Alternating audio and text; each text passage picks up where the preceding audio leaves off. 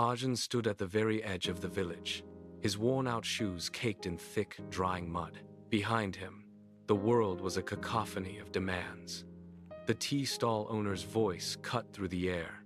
Arjun grabbed a tattered rag, his hands already cracked and stinging from the harsh, cheap soap. He scrubbed the wooden table with a desperate intensity until his knuckles turned bone white. Nearby, a group of men in sharp, expensive suits sat in stark contrast to the dust. They spoke of contracts, profit margins, and market trends. Arjun stopped his work. He memorized their vocabulary, tucking these complex terms into his memory like hidden coins. That night, under the flickering yellow light of a broken street lamp, he opened his battered textbook. The shadows danced across the pages as his mother approached, clutching a pile of unfinished sewing. Her fingers, calloused and scarred from the needle, rested gently on his shoulder. "Arjun, put the book away," she whispered. "The hunger is enough for one day." Arjun did not look up from the page. He traced the lines of a complex equation with a broken pencil. "I am not reading for today, Mother. I am reading for the day after." Years later, the city greeted him not with opportunity, but with locked doors. He stood in a gleaming lobby, his resume clutched in trembling, hopeful hands. The receptionist didn't even glance at his face before dismissing him with a cold wave.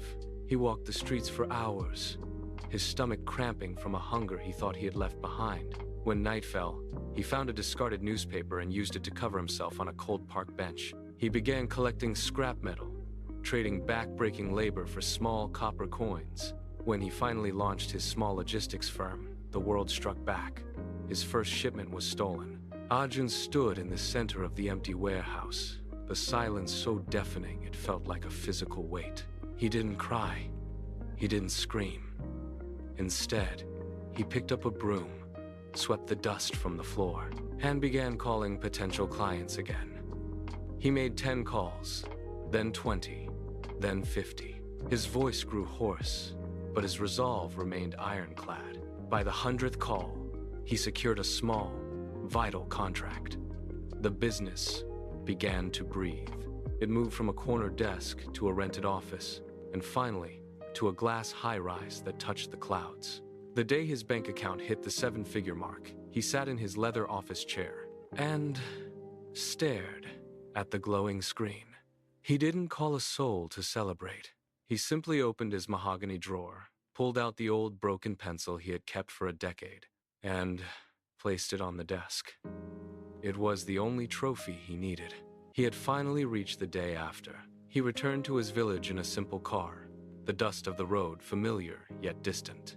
Where there was once despair, a schoolhouse now stood, its walls painted a bright, hopeful white. Children ran through the courtyard, their laughter echoing against the hills. He turned away, leaving the past behind, and walked toward the school gate. Moral: it doesn't matter where you start in life. What matters is how strong you are to keep going.